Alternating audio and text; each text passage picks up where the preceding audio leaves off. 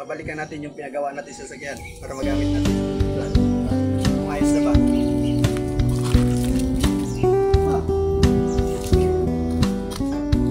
Anong ginawa nyo dito?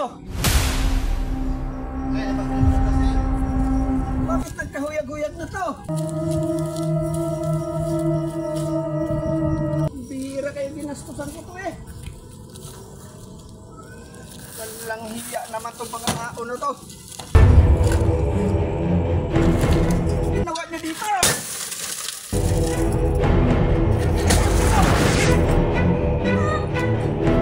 Wala na akong magagamit.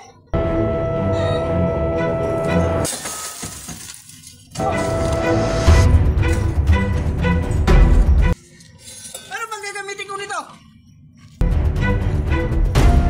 Asa yung mikat ko? Tumakit nyo!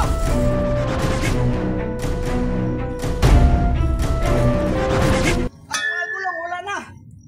Oh my God.